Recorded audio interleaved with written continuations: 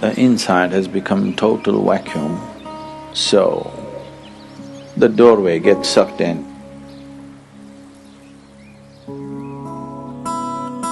Another way of opening the third eye is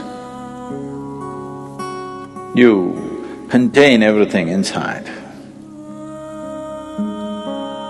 The first way of doing is the best way of doing.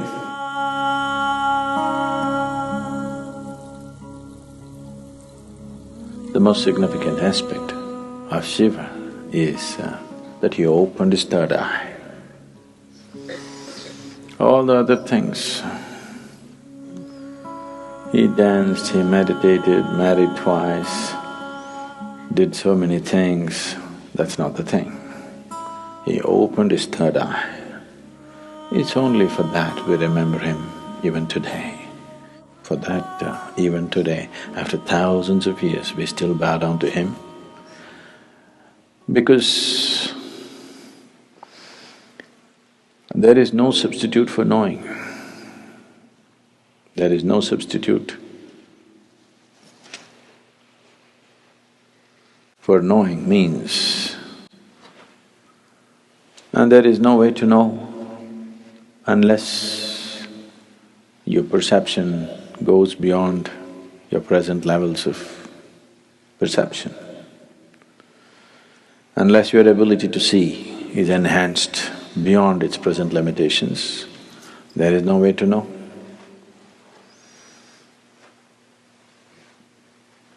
To know is to be free.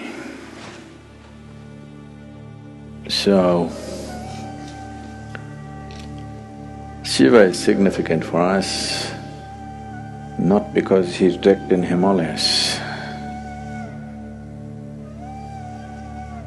not because he played with snakes, not because of this or that, because he opened his third eye.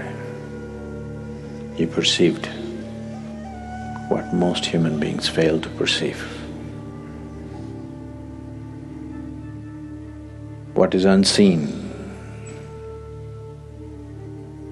for a large segment of humanity became a normal part of his vision. That's what third eye means. So people say, when Shiva opened his third eye, it was a fiery process, fire came out of it. Why they're saying fire is because within himself, he burnt everything that he thought mattered to him. He became like a fire chamber, like a kiln, that within himself he burnt everything that can be burnt. And then from every pore of his body, instead of sweat and blood coming, ash came out. Why? Shiva is always depicted as ash smeared. He didn't go about smearing ash. Ash came out of his pores. This is to indicate that he has burnt it all. He has burnt every shred of ignorance, everything that one believes as true, he burnt. Because he burned everything and everything became ash, then this opening of the third eye could not be denied to him. When it opened, people saw fire because the inner chamber was burning. There are two ways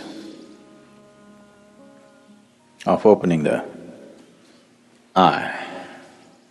One way is the inside has become total vacuum, so the doorway gets sucked in and naturally has to open.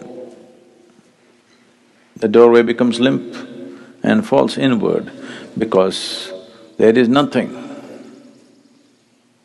He simply burnt not only his thought, not only his emotion, not just his relationships and possessions, he's just burnt his very being. The individual being is completely burnt out and there's a total vacuum, so the door fell inward and it's open. So people saw fire because it was burning still.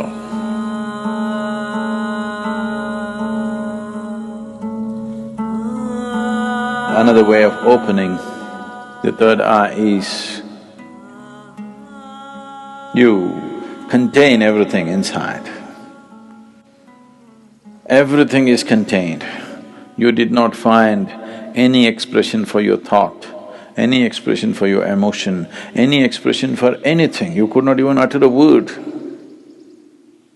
See, if you remain silent for 4 days, on the 5th day, you feel like singing suddenly.